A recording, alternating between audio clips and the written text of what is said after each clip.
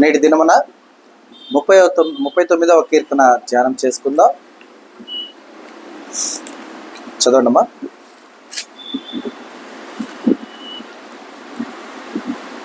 నా నాలుకతో పాపం చేయకుండానట్లు నా మార్గములను జాగ్రత్తగా చూచుకొందును.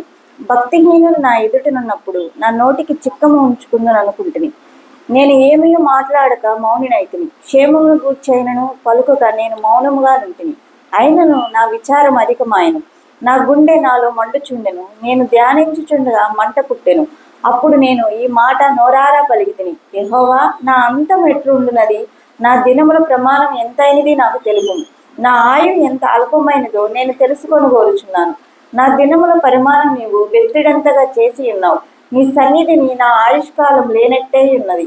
ఎంత స్థిరుడైనను ప్రతి వాడును కేవలం వట్టి ఊపిరి వలె ఉన్నాడు. మనుషులు వట్టి నీడ వంటి వారై తిరుగులాడుదురు. వారు తొందరపడుట గాలికే కదా. వారు ధనము కూర్చుకొందురు గాని అది ఎవనికి చేజిక్కునో వారికి తెలియదు. ప్రభువా, నేను దేని కొరకు కనిపెట్టుకొందును? నిన్నే నేను నమ్ముకొని ఉన్నాను. నా అతిక్రమములన్నిటి నుండి నన్ను విడిపింపుము. నీచులకు నన్ను నిందాస్పదముగా చేయుము. దాన్ని చేసినది నీవే కనుక నోరు తెరవక నేను మౌనినైతిని. నీవు పంపిన తెగులు నా మీద నుండి తొలగింపుము. నీ చేతి దెబ్బ వలన నేను క్షీణించుచున్నాను. దోషములను బట్టి నీవు మనుషులను గద్దింపులతో శిక్షించినప్పుడు చిమ్మట కొట్టిన వస్త్రము వలె నీవు వారి అందము చెడగొట్టెదు. నరులందరూ బట్టి ఊపిరి వంటి వారు. యెహోవా, నా ప్రార్థన ఆలకింపుము, నా మొర్రకు చెవియొగ్గుము. నా కన్నీళ్లు చూచి మౌనముగా నుండకుము. నీ దృష్టికి నేను అతిథి వంటి వాడను. నా పితరులందరి వలె నేను పరవాసినై ఉన్నాను. నేను వెళ్ళిపోయి లేకపోక మునిపే నేను తెప్పరిల్లినట్లు నన్ను కోపంతో చూడకుము. మనం కనుక గమనిస్తే కీర్తనాకారుడు ఒక విరక్తి కలిగినటువంటి జీవితాన్ని జీవిస్తున్నట్టుగా మనకు వివరిస్తూ ఉన్నారనమాట. అంటే ఆయన ఏం కోరుకుంటున్నాడంటే, నా చివరి క్షణం నాకు తెలియజేయమని కోరుకుంటూ ఉన్నాడు. అంటే ఈ లోకపరమైనటువంటి ఈ విధి విధానాల్లో నేను ఎదురీదలేకపోతూ ఉన్నాను, గెలవలేకపోతూ ఉన్నాను. కనుక నాకు చివరి క్షణం ఎప్పుడో నాకు ముందుగానే తెలియచేయ. అంటే మనం కూడా అంటూ ఉంటాం కదా. ఇప్పుడు ఒక లోకల్లో ఒక సామెత ఉంది. ఒకరు అంటారు, 10 గారెలు తింటే కానీ నా కడుపు నిండలేదు అని అట్లా అన్నప్పుడు ఆ 10వ గారు ముందే తినొచ్చుగా అంటారు. అంటే దాని అర్థం ఏంటి? 10వ గారు ముందు తిన్నా అది 1వ గారే అర్థమైందా, 10వది అవ్వదు. అలాగే ఇక్కడ వేదనతో ఆయన ఇక ఉండలేక దేవుణ్ణి వేడుకుంటున్న విధానం అనమాట. ఆయన ఏం చెప్తున్నారో చూడండి. నా నాలుకతో పాపము చేయకుండానట్లు నా మార్గములను జాగ్రత్తగా చూచుకుందును. మరి నాలుకతో ఏ పాపము చేయకుండా ఉండే విధంగా నేను జాగ్రత్తగా ఉన్నానయ్యా. అంటే నేను గబగబా మాట్లాడట్లేదు. అలాగే నా మార్గములను జాగ్రత్తగా చూచుకుంటున్నాను. భక్తిహీనులు నా ఎదుట ఉన్నప్పుడు నా నోటికి చిక్కము ఉంచుకుందును అనుకుంటుని. అంటే నా ఎదుట మనం కూడా కొన్ని సందర్భాల్లో వాదిస్తూ ఉంటాం. మన దేవుడి గురించే ఎవరన్నా తక్కువగా మాట్లాడేస్తే ఇక విస్తారమైనటువంటి మాటలు మాట్లాడేస్తుంటాం మనం. అలాగున మనం కూడా మాట్లాడకూడదు. ఎందుకంటే విస్తారమైన మాటల్లో దోషము ఉండక మానదు. కాబట్టి చాలా జాగ్రత్తగా ఉండాలి. అదే కీర్తనాకారుడు చెప్తున్నాడు, అయ్యా, నా ఎదుట భక్తిహీనులు ఉన్నప్పుడు నా నోటికి చిక్కము ఉంచుకుందును అనుకుంటుని. అని ఏమి మాట్లాడకుండా ఉండాలనుకుంటున్నాను. నేను ఏమీ మాట్లాడక మౌనినైతిని. క్షేమమును గురించి అయినను పలుకక నేను మౌనముగా ఉంటిని.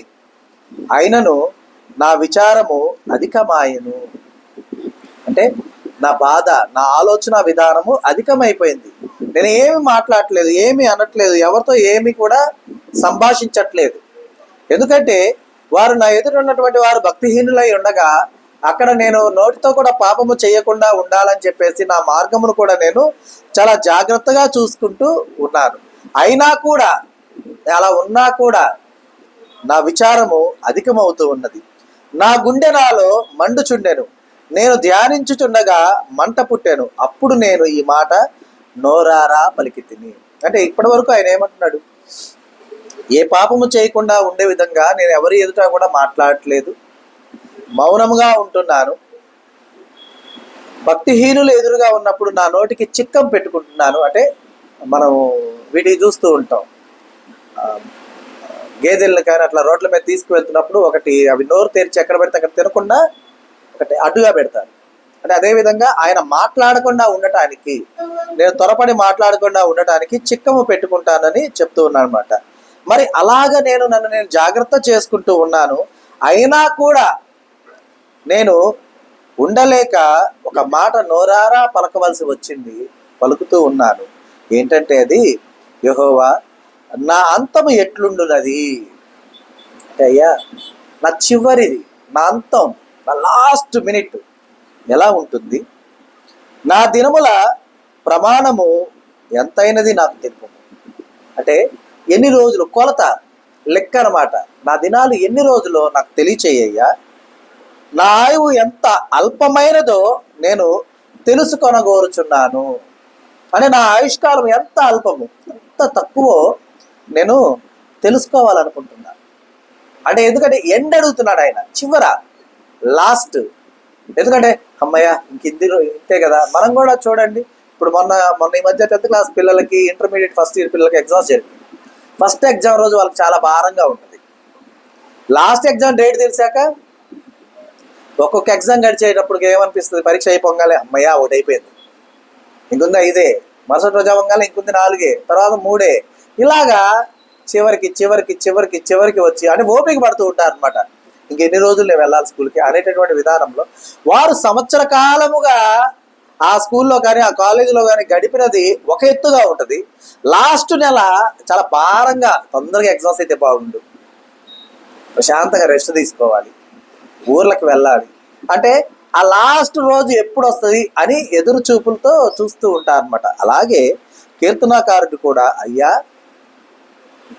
నాకు నా చివరి క్షణం నాకు తెలియజేయ, ఎప్పుడో నా లెక్క చెప్పయ్యా అని ఆయన అడుగుతూ ఉన్నాడనమాట. నా దినముల పరిమాణము నీవు బెత్తెడంతగా చేసి ఉన్నావు. అంటే కొంచెమే చేసి ఉన్నావు. నా దినములు లెక్కించగా వాటిని కొంచెమే చేసి ఉన్నావు. నీ సన్నిధిని నా ఆయుష్కాలము లేనట్టే ఉన్నది. అంటే నీ సన్నిధిలో నా సంతోష గానాలతో ఉండేటటువంటి ఆ యొక్క ఆయుష్కాలము లేనట్టుగానే ఉందయ్యా. అంటే అతనికి అనిపిస్తుంది అనమాట, ఇంకా నా దినాలు అయిపోయినట్టున్నాయి. అంటే ఎంతో వేదనతో. ఇప్పుడు ఒక్కొక్కసారి గమనించండి అమ్మా, బాగా ఏదన్నా జ్వరం వచ్చి తగ్గకపోయినా మనలో నీరసం వచ్చేసి అసలు నేను బ్రతుకుతానా, లేవగలుగుతానా, మళ్ళా పాత రోజుల్లో ఉన్నట్టు ఉండగలుగుతానా అనే ఒక ఆలోచన మైండ్లో పడిపోతూ ఉంటుంది. అలాగనే కీర్తనాకారుడు కూడా ఆయన వేడుకోవటం మనం చూస్తూ ఉన్నాం అనమాట. అంటే నా ఆయుష్కాలం లేనట్టే ఉందయ్యా, ఎందుకంటే నీవు నా దినములు ఎట్లా చేసావు, బెత్తినంత చేసావు, అంటే కొంచెమే చేసావు. కాబట్టి నా ఆయుష్కాలం నీ సన్నిధిన లేనట్టుగానే ఉన్నది. ఎంత స్థిరుడైనను కూడా ప్రతి వాడును కేవలము వట్టి ఊపిరి వలె ఉన్నాడు. అంటే ఎంత దృఢమైన వాడైనా సరే, ఎంత గట్టివాడైనా సరే, ఎంత ధైర్యం కలిగిన వాడైనా సరే, చివరి రోజులు వాడికి తెలిస్తే వాడు ఎలా ఉంటాడమ్మా? భయపడిపోడా? వేరుగా ఉంటాడా? ఉండడు. అలాంటి పరిస్థితి అయిపోయింది అయ్యా. అలాంటి వారికి అంటే ఇక ప్రతి ఒక్కరి ఆ యొక్క జీవితం అంతా కూడా వట్టి ఊపిరి వలె అయిపోతూ ఉన్నది. ఊపిరి అంటే ఏంటి? మనలో మనం పీల్చుకునే ఊపిరి. గమనించదమ్మా, మనం పీల్చుకునే ఊపిరికి అది మనలోకి వెళ్ళినప్పుడు జీవం ఉందనుకుందాం, దాని జీవం మంది కాదు. గమనించింది, ఆ యొక్క ఊపిరి జీవం ఎంతకాలం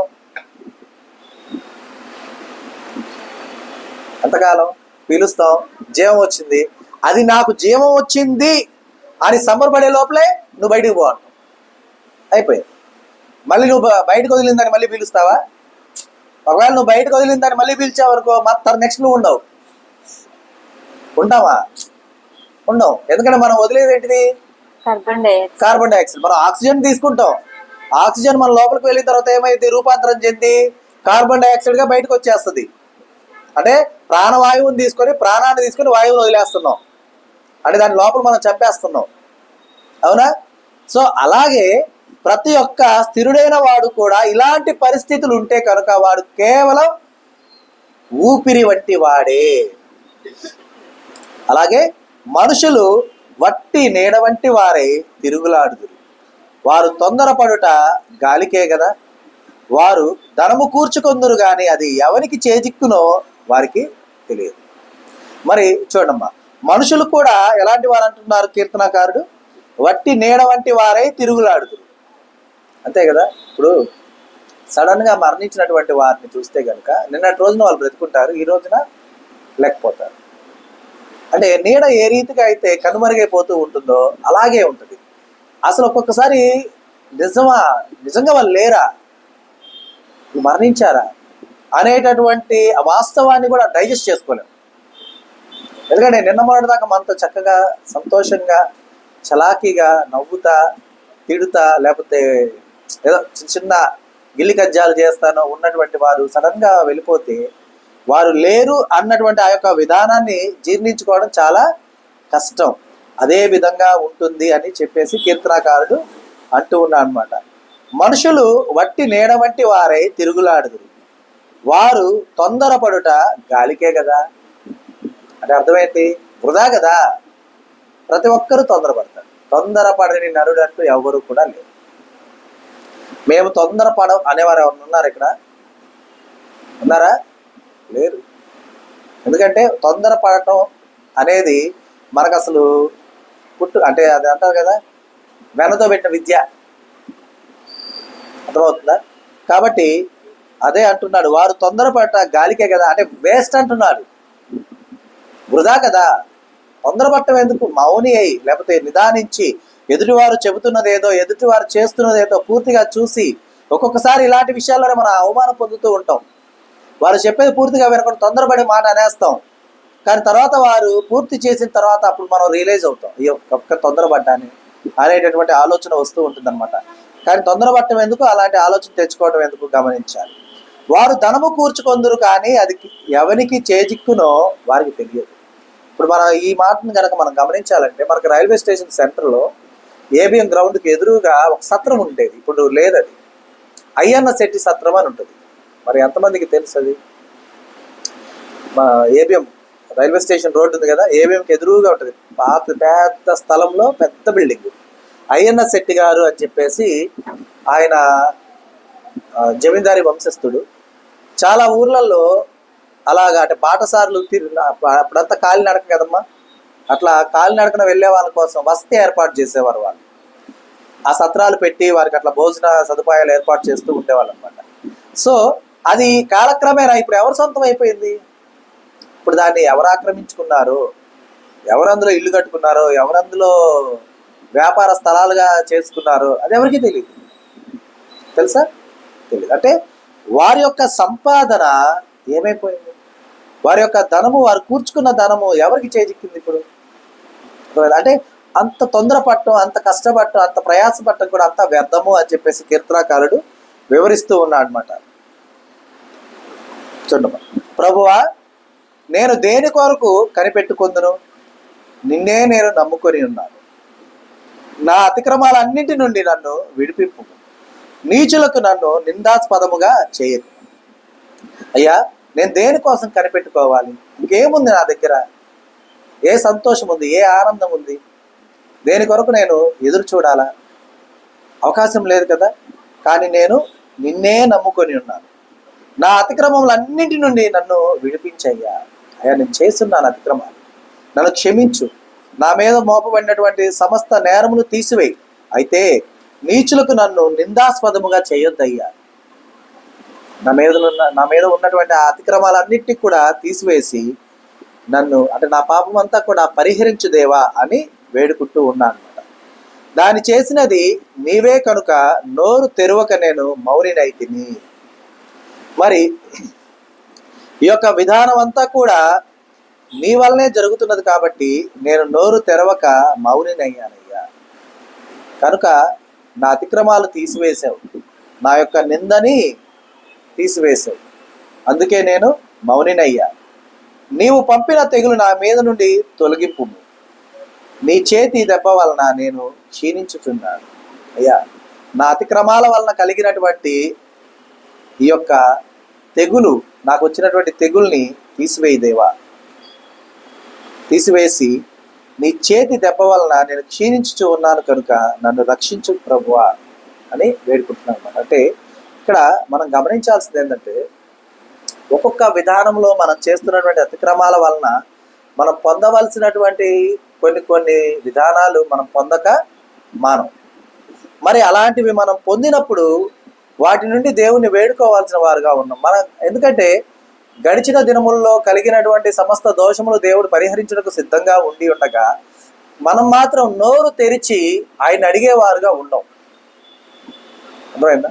జ్వరం వచ్చినా లేకపోతే ఏదైనా జరిగినా మనం అనుకుంటాము ఏదో వాతావరణ మార్పు, లేకపోతే ఏదో దేనివల్ల జరిగింది. మన అతిక్రమము అనేది మనం ఊహించాం.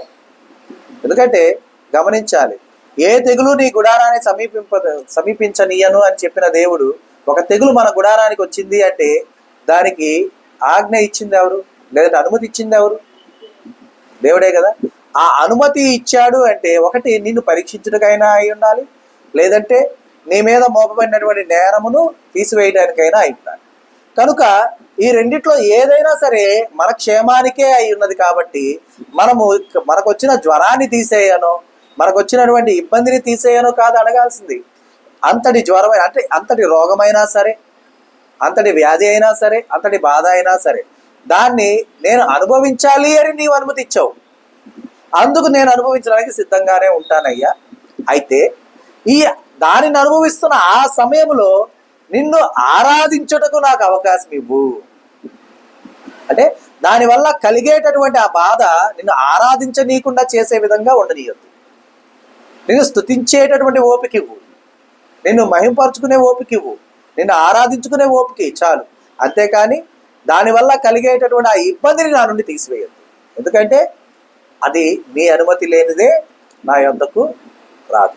నీ అనుమతితో నా యొద్దకు వచ్చింది అంటే ఒకటి నన్ను నీవు పరీక్షిస్తూ నన్ను గెలిపించబోతూ ఉన్నావు, లేదా గడిచిన దినముల్లోనో లేకపోతే నా స్వయంకృతాపరాధము నాకు తెలియని దోషము నా మీద మోపబడి ఉండి ఉండొచ్చు. దానిని పరిహరించుటకై నాకు చిన్నపాటి శిక్ష వేసి ఉండొచ్చు. కనుక ఇందులో ఏదైనా కూడా నా శ్రేయస్సుకే అయి ఉన్నది. కాబట్టి నిన్ను ఏ విధానంలో కూడా ఆరాధించకుండా ఉండే అవకాశము లేకుండా ఎల్లవేళలా నిన్ను ఆరాధించే బలము శక్తి దయచేయి, చాలు ప్రభువా అని మనం వేడుకోవాలన్నమాట. ఆ రీతిగా అడగాలి. అర్థమవుతుందా? అలాగే చూడమ్మా, దోషములను బట్టి నీవు మనుషులను గద్దింపులతో శిక్షించినప్పుడు చిమ్మట కొట్టిన వస్త్రము వలె నీవు వారి అందము చెడగొట్టెదవు. నరులందరూ వట్టి ఊపిరి వంటివారు. చూడండి, దోషములను బట్టి నీవు మనుషులను గద్దింపులతో శిక్షించినప్పుడు అంటే మనుషులను గద్దించినప్పుడు వారి దోషములను బట్టి నీవు వారిని గద్దించినప్పుడు వారు ఎలా ఉన్నారమ్మా? చిమ్మట కొట్టిన వస్త్రము వలె నీవు వారి అందము చెడగొట్టెదవు. చూడండి, బాగా పీక్కపోతారు, ప్రేతకాలం వచ్చిందంట అంటే వారి అందం అంతా ఏమైపోతుంది? చెదిరిపోతుంది అనమాట. అవునా? సో అలా చేస్తావయ్యా నీవు. అయితే నరులందరూ వట్టి ఊపిరి వంటి వారే కదా. కనుక అంటే ఆ యొక్క విధానంలో కూడా మనం తెలుసుకోవాల్సింది ఏంటంటే నీ యొక్క దేహము క్షీణిస్తూ ఉన్నది అంతే, నీ ఆత్మ కాదు. అర్థమైందా? ఈ లోకమందు నీ దినములు కొద్దిగా అవుతున్నాయి అంతే, నీ ఆత్మ సజీవమైనటువంటిదై ఉంది. యుగయుగాల జీవితానికి నీ ఆత్మ సిద్ధమవుతూ ఉన్నది. కనుక ఆ విషయంలో సంతోషంగా ఉండాలి. ఎందుకంటే మన యొక్క దోషములు దేవుడు గద్దించకపోతే ఆ దోష నేరము మన మీద అలాగే ఉంటుంది. అర్థమైందా? మన మీద అవి దోషారోపణలు ఎలా ఉంటాయమ్మా? వాటికి శిక్ష పడే వరకు అలాగే ఉంటాయి. ఒకవేళ వాటికి ఈ లోకమందు దేవుడు శిక్ష విధించలేదు అనుకోండి, మనం వాటికి శిక్ష వద్దు వద్దు వద్దు వద్దు అని వేడుకుంటా ఉండి దానికి శిక్ష అనుభవించలేదు అనుకోండి, నిత్యరాజ్యానికి వారసత్వం పొందుకోవడానికి అర్హత దానివల్ల పోవట్లేదా? అవి అడ్డుపడట్లేదా అర్హత పోగొట్టడానికి? కాబట్టి గమనించాలి. మరి అలాగే కీర్తనాకారుడు వేడుకుంటున్నటువంటి ఆ యొక్క విధానములో ఆయన ఏమంటున్నాడమ్మా? దోషములను బట్టి నీవు మనుషులను గద్దింపులతో శిక్షించినప్పుడు వారు ఎలా అయిపోతున్నారు? చిమ్మట కొట్టిన వస్త్రం వలె వారి అందము చెడగొడుతూ ఉన్నావయ్యా. అంటే అందవిహీనంగా అయిపోతూ ఉన్నారు. నరులందరూ కూడా ఎలాంటి వారై ఉన్నారమ్మా? కేవలము వట్టి ఊపిరి వంటి వారే. కేవలం వట్టి ఊపిరి వంటి వారే. యెహోవా, నా ప్రార్థన ఆలకింపుము, నా మొరకు చెవియొగ్గుము, నా కన్నీళ్లు చూచి మౌనముగా ఉండకము. నీ దృష్టికి నేను అతిథి వంటి వాడను, నా పితరులందరి వలె నేను పరవాసినై ఉన్నాను. అంటే ఆయన చెప్తూ ఉన్నాడు అనమాట, అయ్యా నా ప్రార్థన ఆలకించి నా మొరకు చెవియొగ్గయ్యా, నా కన్నీళ్లు చూచి మౌనముగా ఉండవద్దు. ఎందుకంటే నీ దృష్టికి నేను ఎవరిని? అతిథి వంటి వాడను, నా పితరులందరి వలె నేను పరవాసినై ఉన్నా. అంటే నేను బయట నుండి వచ్చిన వాడినై ఉన్నా, అతిథిగా ఉన్నా. కాబట్టి నా ప్రార్థన ఆలకించు దేవా, నా మొరకు చెవియొగ్గయ్యా, నా పరిస్థితి ఇలా ఉంది. కాబట్టి వీళ్ళ అంటే అన్యజనుల ఎదుట కావచ్చు, లేదంటే నీచుల ఎదుట కావచ్చు, భక్తిహీనుల ఎదుట కావచ్చు, నిందాస్పదముగా మాత్రం నన్ను విడిచిపెట్టద్దయ్యా, నన్ను రక్షించు, నన్ను కాపాడు అని వేడుకుంటూ ఉన్నాను అనమాట. నేను వెళ్ళిపోయి లేకపోక మునుపు నేను తెప్పరిల్లునట్లు నన్ను కోపముతో చూడకము. అంటే నేను ఇక ఈ భూమిని విడిచిపెట్టి వెళ్ళిపోబోతూ ఉండగా, ఇక నేను లేకుండా పోయే ముందు మాత్రము నేను తెప్పరిల్లే విధంగా నన్ను ఉంచయ్యా, కోపంతో చూడద్దు. మరి నాకు కావాల్సింది ఏంటంటే నీ కటాక్షం నాకు కావాలి, నీ యొక్క ఆశీర్వాదం నాకు కావాలి, నీ యొక్క సన్నిధి నాకు కావాలి అని కీర్తనాకారుడు వేడుకుంటున్నటువంటి విధానం అన్నమాట. అంటే మనం కూడా వైరాగ్యముతోనో విరక్తితోనో అనేకమైనటువంటి ఆలోచన విధానాలతోనో మనము సతమతమయ్యేవారుగా ఉంటూ ఉంటాం. కాబట్టి అలాంటి పరిస్థితులు మనకు ఎదురైనప్పుడు మనము గెలిచేవారుగా ఉండాలి, కానీ ఓడిపోయి వెనుదిరిగి పరిగెత్తేవారుగా మనం ఉండకూడదు. గెలవాలి అంటే నీ శక్తిని నువ్వు నమ్ముకోకూడదు. గెలవాలి అంటే నీ ఎదుట ఉన్నటువంటి పరిస్థితిని చూసి భయపడకూడదు. గెలవాలి అంటే ఎవరో నీకు తోడై ఉండాలని ఆలోచించకూడదు. గెలవాలంటే ముందుకు అడుగు వేయాలి. ఆ అడుగు వేసే విధానములో ఈ యొక్క యుద్ధము దేవుడిదై ఉండాలి, ఆయన నీ పక్షాన ఉండే విధంగా ఉండాలి. అంతేకాని లోకస్తుల్ని చూసి, లోకస్తుల బలము చూసి, లోకస్తులకు ఉన్నటువంటి ఆ యొక్క స్థితిగతులు చూసి మనము ముందుకు సాగిపోయేవారుగా ఎప్పుడు కూడా ఉండకూడదు. ఎందుకంటే వారంతా కూడా నీడవలే అటు ఇటు తిరుగులాడేవారుగా ఉంటారు, వట్టి ఊపిరి వంటి వారుగా ఉంటారు. కాబట్టి వారి బలము ఎండిపోవును, వారి నమ్మకము చెదిరిపోవును. కాబట్టి అలాంటి వారి యొక్క నమ్మకము, వారి యొక్క బలము, వారి యొక్క అండ మనకు అవసరం లేదు. దేవుడు మనకు తోడై ఉంటే ఆయన సజీవుడై ఉన్న విధముగా నిన్ను కూడా సజీవంగా ఉంచగలిగినటువంటి గొప్ప శక్తివంతుడై ఉన్నాడు. కాబట్టి ఆ గొప్ప దేవుని యొక్క శరణు జొచ్చి ఆయన నీడలో, ఆయన యొక్క కన్ను దృష్టి ఎదుట మనం ఎప్పుడు కూడా ముందుకు సాగిపోయేవారుగా, ఆయన యొక్క రెక్కల మాటున దాక్కునేవారుగా మనం ఉండుటకై దేవుడు ఎప్పుడు కూడా మనల్ని తన హక్కున చేర్చుకున్న విధంగా మన యొక్క విశ్వాస ప్రయాణము, ఈ జీవితాన్ని మనము ముందుకు సాగిపోనిచ్చుటకు చాలిన జ్ఞానంతో దేవుడు మనల్ని నింపి నడిపించును గాక. ఆమేన్. ఈ దినము దేవుడు మనకు అనుగ్రహించిన తన సత్యవాక్కును బట్టి దేవునికి కృతజ్ఞతాస్తుతులు చెల్లిస్తూ ఉన్నాను.